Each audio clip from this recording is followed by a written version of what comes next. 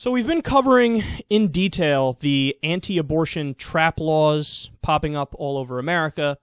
To be specific, TRAP stands for the Targeted Restriction of Abortion Procedure Laws.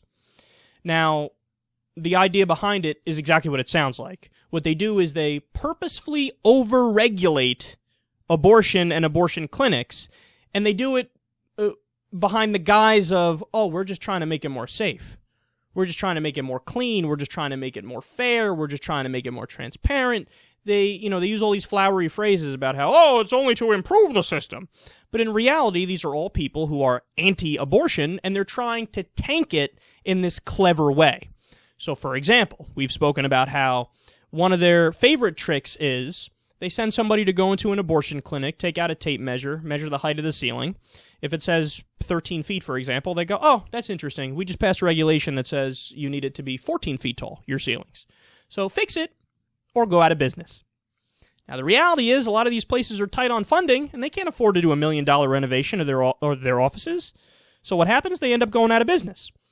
Now, again, this is happening all across the United States, and they're coming up with all kinds of ways to screw people over. Another thing they do is there will be a clinic that only does a pill regimen. So for very early abortions, a pill regimen for it. Not the morning after pill, but, basically one step above that.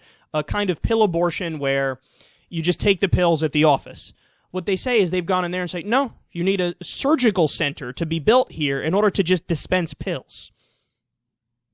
That's why they call it targeted restriction of abortion procedure. And what's hilarious is these are the same people who in other aspects, they'll scream about how big government is the problem and overregulation is the problem. Why are they saying that? It's projection, because they know what they do when it comes to an industry they don't like. When it comes to abortion, they're like, yeah, let's overregulate and put it out of business. So they think that's what Democrats are trying to do with, other forms of business. Of course, they're not. Democrats are just trying to do sane regulations in other areas.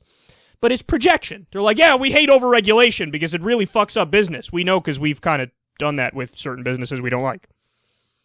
So they're hilarious fucking hypocrites, and they're jackasses. They've essentially hijacked an entire industry. They can't win with the merits of the debate. They can't convince the American people, hey, we should outlaw all abortions. Hey, agree with us on this policy issue. They can't convince people. So what do? Cheat. That's what it is. They're cheating. But get this.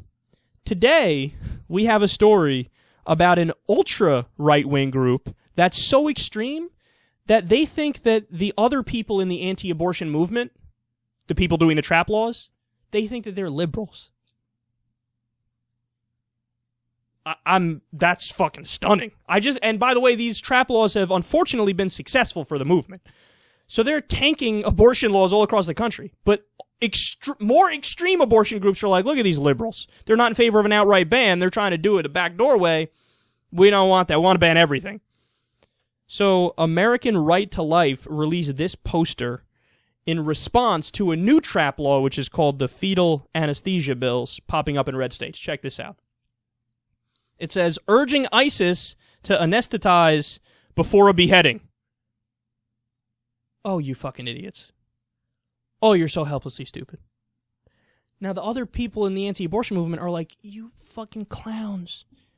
Shut up and open your fucking ears. Listen for a second. Listen for a second. What we're doing is we're using this to try to make abortions really fucking expensive to the point where people can't afford to get them anymore. That's what we're doing. And what are you doing? You're getting in the way. You're getting in the way by saying, pretending like we're really genuine in our want to, anesthetize fetuses before an abortion. No, we're trying to tank abortions, you fucking idiots. But the people in the American Right to Life movement were like, meh, no, you're too pro-abortion for us. Meh, you're like ISIS. Meh. Oh my God. When idiots turn on each other. The fights within the right wing, I've never seen anything like it. It's like Dumb and Dumber, or Dumber and Dumberer going at it. Oh my God, these guys are so stupid. And furthermore, look at the lack of substance in the ad here. You're like ISIS because you're like slightly less anti-abortion than me or something. But they're really not, because they have the same goal of outlawing abortion. But to say that people who are pro-abortion are like ISIS is insanity! we've gone over this time and time again.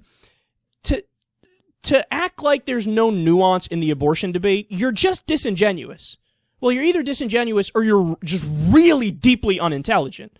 Because the reality is what? The second you're done having sex, you're going to argue that's a third person in the room? Think about that.